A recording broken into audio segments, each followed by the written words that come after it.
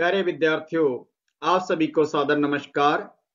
मैं डॉक्टर हरिभजन प्रियदर्शी, प्रवक्ता हिंदी, राजकीय कन्या वरिष्ठ माध्यमिक विद्यालय मलोट, जिला श्री मुक्तसर साहिब, पंजाब। आज 12वीं कक्षा के विद्यार्थियों के लिए हरिवंश राय बच्चन द्वारा लिखी गई कविता पौधों की पीढ़ियां लेकर उपस्थित हुआ हूं। प्यारे बच्चों, हरिवंश राय बच्चन हिंदी साहित्य के बहुआयामी व्यक्तित्व के धनी और लब्ध प्रतिष्ठित कवि हुए हैं। तो आज हम उन्हीं की लिखी हुई रचना पौधों की पीढ़ियां पढ़ेंगे और पद्यांश में से जितने भी प्रश्न बनेंगे उनकी भी चर्चा करते हुए चलेंगे। आपके समक्ष ये छायाचित्र है और ये छायाचित्र सभी से परिचित हैं, डॉक्टर हरिवंश राय बच्चन जी का है, जिन्हें पद्म भूषण द्वारा सम्मानित किया गया है। प्यारे बच्चों, अगर हम बात करें हरिवंश राय बच्चन की तो सभी अमिताभ बच्चन से परिचित हैं। ये उन्हीं के पिताश्री हैं। हरिवंश राय बच्चन मूलतः हाला व मस्ती के कवि हैं। उनकी कविताएं छायावादी कुहासे से मुक्त करके मानव को संघर्षमय जीवन प्रवाह को भोगने का संदेश देती हैं।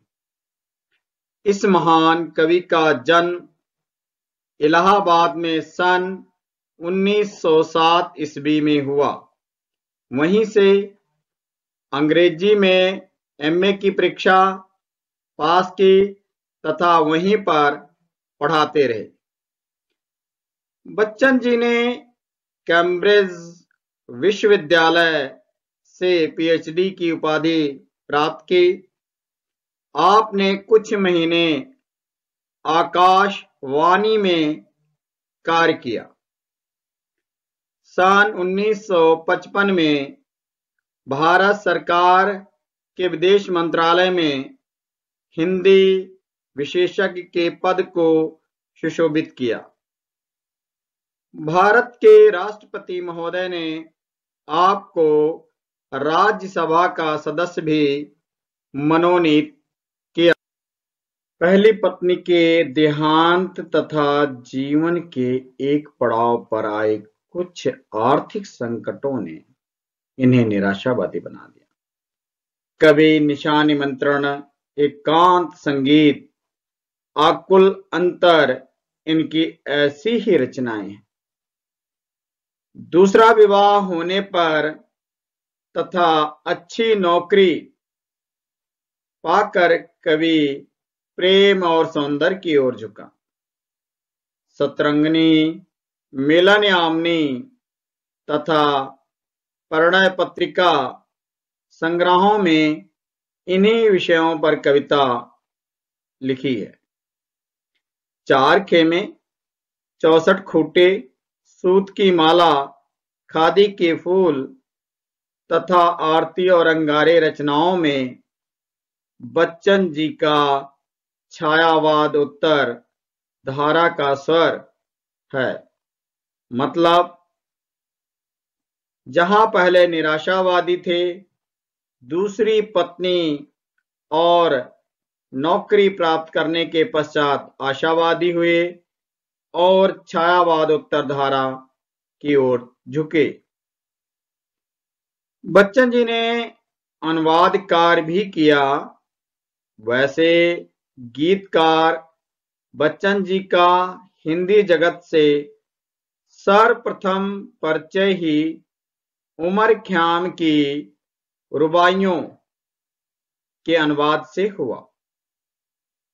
उनकी मधुशाला, मधुबाला, मधुकलश में रूढ़िवादिता के विरुद्ध सबल चुनौती है। इसमें कवि का निष्कपट हृदय छलकता है। उनकी अन्य रचनाएं बंगाल का अकाल तथा हलाहल है। दो चट्टानें कवि ने 1963-64 की प्रणीत रचनाओं का संकलन है। इसमें कवि ने अतीत और वर्तमान दोनों का महत्व जीवन को गतिशील बनाए रखने के लिए माना है।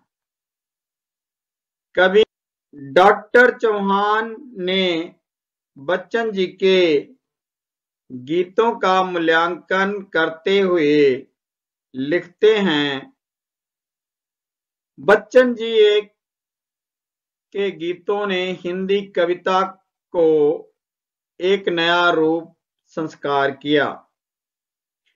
कुल मिलाकर बच्चन जी की रचनाएं रोचक और सरल हैं, भाव जीवन व्यापी है, भाषा में माधुर्य है, छंदों में लय तथा शब्दों में मोहक शक्ति है। तो इस प्रकार हम प्यारे बच्चों हरिवंश राय बच्चन की जीवनी को पढ़ रहे हैं, जीवन वृत्त पर चर्चा कर रहे हैं। अब हम पढ़ेंगे पाठ परिचय। जो कविता हमने आज पढ़नी है उसका नाम है, शीर्षक है पौधों की पीढ़ियां। तो आओ हम पाठ परिचय देखते हैं। पौधों की पीढ़ियां कविता की उल्लास और मस्ती के कवि बच्चन जी की ये कविता युग सत्य को सामने रखती है। इसमें कवि ने प्राचीन और नवीन युग बोध में बदलती हुई विचारधारा को दिखाया है। प्राचीन युग में लोग किसी एक बड़े व्यक्ति की छत्र छाया में जीवन यापन करते हुए सुख एवं सुरक्षा का अभ्यास करते थे। मतलब जो पुरानी पीढ़ी में के लोग थे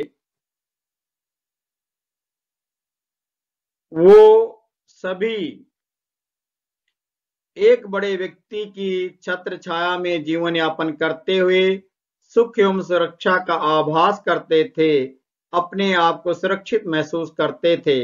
लेकिन युग के बदलने के साथ मूल्यों में, विचारधाराओं में, सोचने के ढंग में एक परिवर्तन आया। अब अपने ऊपर किसी बड़े बुजुर्ग व्यक्ति का आधिपत्य प्रगति का बाधक प्रतीक होने लगा। इसी विक्षोभ के समय के साथ साथ उन्हें उदंड बना दिया।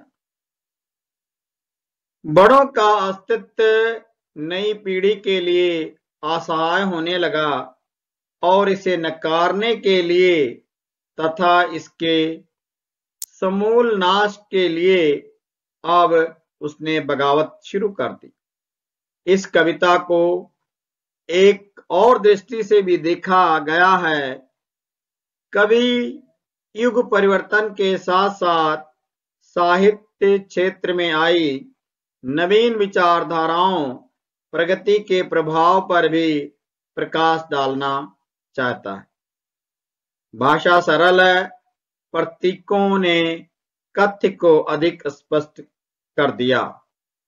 तो इस प्रकार प्रतीकों के माध्यम से ये कविता पौधों की पीढ़ियां हरिवंश राय बच्चन जी ने लिखी है।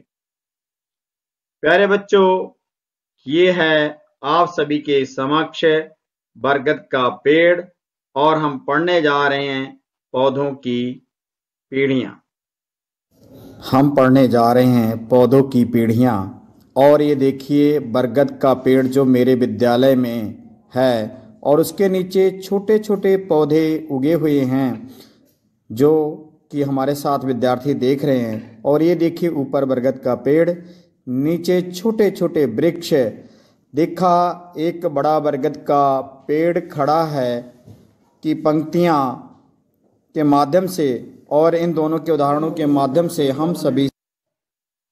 तो आपने देखा प्यारे बच्चों किस प्रकार मैंने अपने विद्यालय के पेड़, बरगद के पेड़ के नीचे जो छोटे छोटे पौधे उगे हैं, उन सभी को दिखाया कि इस बरगद के पेड़ के परिणाम स्वरूप ही आज ये पौधे छोटे छोटे रह गए हैं, नहीं तो ये भी विशालकाय पर्वत अपने बरगद की तरह होते।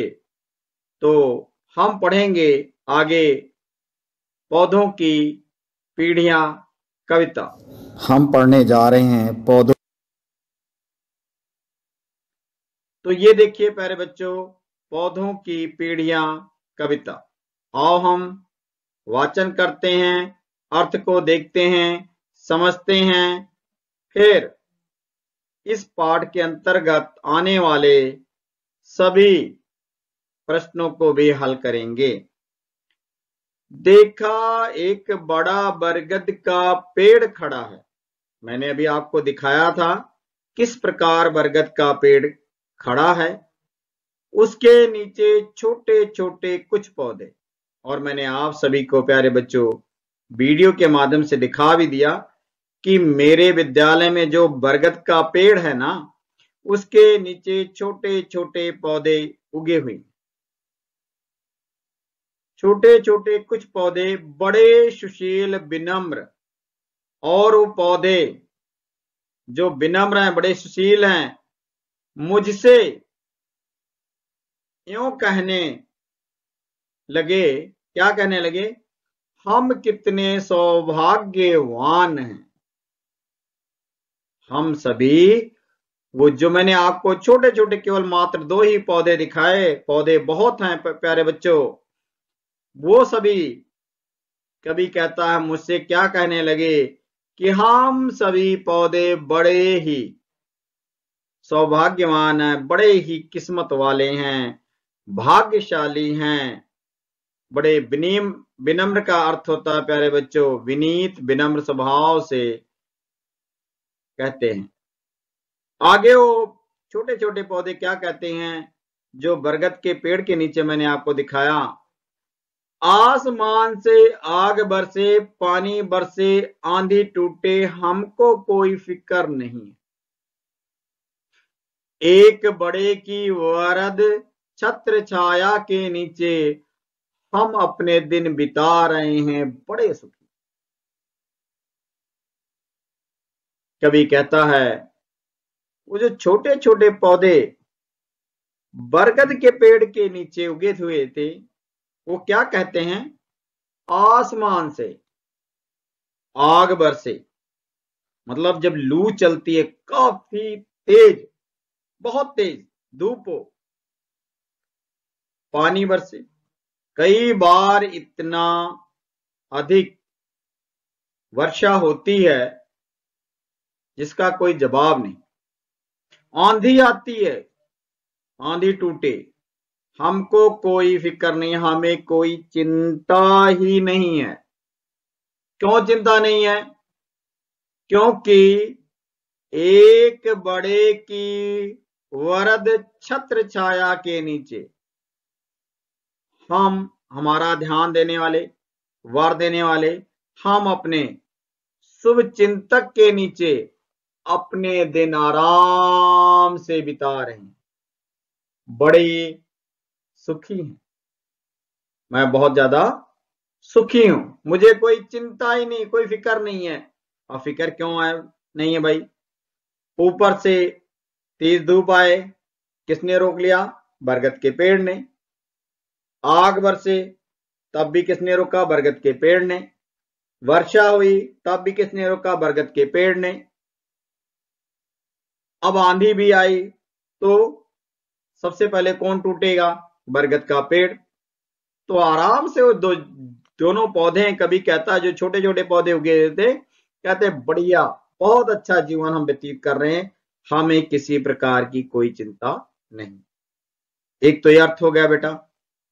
दूसरा बच्चों एक अर्थ और निकलता है कि वो जो हमारे बुजुर्ग हैं, बड़े हैं, दादा हैं, बरगद का पेड़ दादा का प्रतीक है, बुजुर्गों का प्रतीक है, उनकी छत्रछाया में पहले लोग बाकी परिवार बड़े आराम से जीवन व्यतीत करते थे।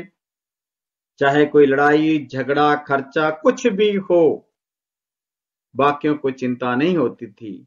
सब कुछ कौन संभालता था? दादाजी संभालते थे, बरगद संभालते थे, हमारे घर के बड़े बुजुर्ग संभालते थे, ऐसा कभी कह रहा। अगली लाइन है, देखा एक बड़ा बरगद का पेड़ खड़ा है। आप सभी को दिखाया मैंने, बरगद का पेड़ बड़ा विशाल होता है और आप सभी ने देखा कि किस प्रकार बरगद का पेड़ है। उसके नीचे अब आगे देखो, उसी बरगद के पेड़ के नीचे छोटे छोटे कुछ पौधे असंतुष्ट और रुष्ट, असंतुष्ट हैं और नाराज भी हैं। क्या बात है, बरगद का पेड़ वही है, कुछ पौधे तो बड़े खुश हैं, आग बरसे पानी बरसे हमें कोई चिंता नहीं, लेकिन उसी बरगद के पेड़ के नीचे जो छोटे छोटे कुछ पौधे क्या हैं, असंतुष्ट हैं और रुष्ट हैं, नाराज हैं। देखकर मुझको बोले, कवि हरिवंश राय बच्चन जी कहते हैं, मुझे देखकर क्या बोलते हैं, हम भी कितने बदकिस्मत हैं, हम बड़े बदकिस्मत हैं, हमारी किस्मत ठीक नहीं है, हम सौभाग्यशाली नहीं हैं। क्यों नहीं है? आगे देखो क्या कहते हैं वो छोटे छोटे नाराज और असंतुष्ट पौधे क्या कहते हैं, जो खतरों का नहीं सामना करते, कैसे वे ऊपर को उठ सकते हैं, इसी बड़े की छत्र छाया ने तो हमको बौना बना रखा है, हम बड़े दुखी हैं। असंतुष्ट जो पौधे कहते हैं कि इस बरगद के पेड़ के कारण ही हम लोग बड़े नहीं हुए। क्यों नहीं बड़े हुए? जो खतरों का नहीं सामना करते, जो व्यक्ति जीवन में संघर्ष नहीं करते, कठिनाई से नहीं लड़ते, वह कभी भी ऊपर नहीं उठ सकते। कहते हैं इस बड़े बरगद की छाया ने तो हमको बौना बना रखा, हम बड़े दुखी हैं। इस बरगद की छत्र छाया के कारण ही हम सभी बौने रह गए और हम बड़े दुखी हैं। देखा एक बड़ा बरगद का पेड़ खड़ा है, उसके नीचे छोटे छोटे कुछ पौधे तने हुए, उदंड देखकर मुझको गरजे, हमको छोटा रखकर ही ये बड़ा बना है, जन्म अगर हम पहले पाते तो हम इसके अग्रज कहलाते या अग्रज होते, हम भी इसके दादा कहलाते, इस पर छा जाते। कभी कह रहा है कि मुझे देखकर वो छोटे छोटे पौधे जिसके स्वर में बगावत थी, गर्जना करके मुझे इससे कहने लगे, हमको छोटा रखकर ये बड़ा बना है।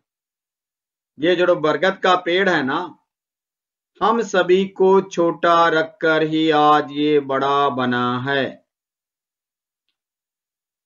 अगर हम इसके पहले पैदा होते तो हम इससे बड़े होते और ये हम भी इसके दादा कहलाते और इसके ऊपर छा जाते।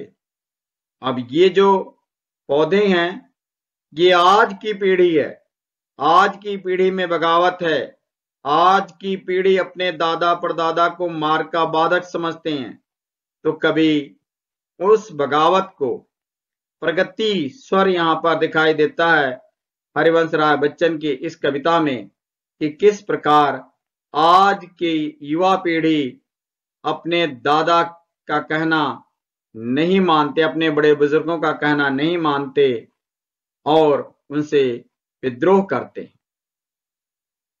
प्यारे बच्चों, अगली पंक्तियां हैं।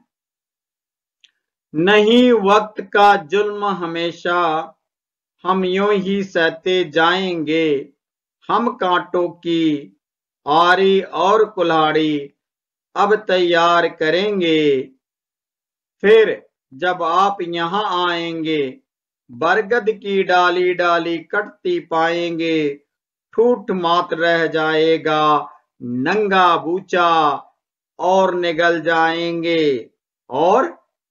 जाएंगे तन हम इसे समूचा। तो इस पंक्तियों का अर्थ देखते हैं प्यारे बच्चों। वर्तमान पीढ़ी कहती है कि हम बड़ों को समूल नष्ट कर देंगे, अब हम इनके अत्याचार को नहीं सहेंगे, बल्कि कांटों की आरी और कुल्हाड़ी तैयार करेंगे, फिर जब आप यहां दोबारा आएंगे, इस पेड़ के पास, बरगद का पेड़, मतलब हमारे जो बुजुर्ग हैं, आरी और कुल्हाड़ी अब तैयार करेंगे, फिर जब आप यहां आएंगे, बरगद की डाली डाली कटती पाएंगे, और फिर बरगद की एक एक डाली को कटी हुई पाएंगे, एक भी डाली इस पर नहीं रहेगी। और तो और कवि कहता है कि जब आप दोबारा आएंगे, तो जहां बरगद की डाली डाली कट जाएगी, तो पेड़ के, किसी भी पेड़ की अगर डालियां काट दी जाए तो क्या रह जाता? ठूठ रह जाता। प्यारे बच्चों, तो कहते जब आप दोबारा यहां आओगे तो क्या पाओगे?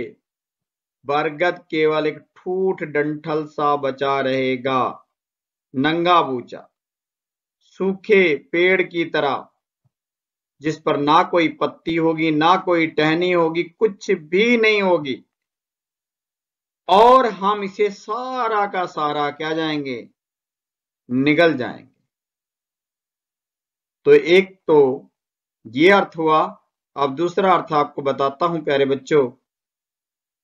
जो वर्तमान पीढ़ी है वो अपने बुजुर्गों का निरादर कर रही है, उनका कहना नहीं मान रही है, उनका आदर सत्कार नहीं कर रही है, बल्कि उन्हें समूल नष्ट करने पर तुली हुई है। तो प्यारे बच्चों, इस प्रकार हमने हरिवंश राय बच्चन द्वारा लिखी गई कविता पौधों की पीढ़ियां की सप्रसंग व्याख्या की, और हमने समझा कि एक वर्ग प्राचीन समय में बड़े बुजुर्गों की छत्र छाया में लोग बड़े ही आरामदायक जीवन व्यतीत करते थे, बड़ा सुखमय जीवन व्यतीत करते थे। लेकिन समय बदला, समय बदलने के साथ साथ क्रांति आई, और उस क्रांति में आज की युवा पीढ़ी अपने बुजुर्ग, बरगद रूपी बुजुर्गों का कहना मानना बंद कर दिया, उनका तिरस्कार करना शुरू कर दिया, और धीरे धीरे बड़े बुजुर्गों का अस्तित्व समाप्त होता जा रहा है, और युवा पीढ़ी स्वतंत्र विचरण करने को तैयार है। आगे हम इस कविता में जो महत्वपूर्ण प्रश्न बनते हैं उनका भी अध्ययन करेंगे प्यारे बच्चों, ताकि हमें ये ज्ञात हो सके कि आपको कविता बहुत ही अच्छी तरह से समझ में आ गई है। तो 4 प्रश्न हैं आप सभी के समक्ष। इसका उत्तर आप दोगे, क्योंकि मैंने कविता बहुत ही अच्छी तरह से आप सभी को समझा दिया है। तो पहला प्रश्न पढ़ते हैं प्यारे बच्चों। प्रस्तुत कविता किस कवि की लिखी हुई है? ये कविता जो हमने अभी पढ़ी है, इस कविता का क्या नाम है? पौधों की पीढ़ियां। ये किसकी लिखी हुई है? निराला का, खा हरिवंश राय बच्चन, गा जयशंकर प्रसाद, घा अज्ञे। तो हमारा उत्तर क्या बनता प्यारे बच्चों? खा जयशंकर प्रसाद, गा या खा हरिवंश राय बच्चन। हरिवंश राय बच्चन द्वारा लिखी गई है कविता। प्रस्तुत पद्यांश किस कविता में से लिया गया है? कौन सी कविता हम पढ़कर अभी आए हैं प्यारे बच्चों? तो वो कविता है अंधेरे के दीपक, सुख दुख, पौधों की पीढ़ियां या झरना। तो हम कौन सी कविता बार बार पढ़ रहे हैं? पौधों की पीढ़ियां। तो हमारा उत्तर क्या होगा? गा।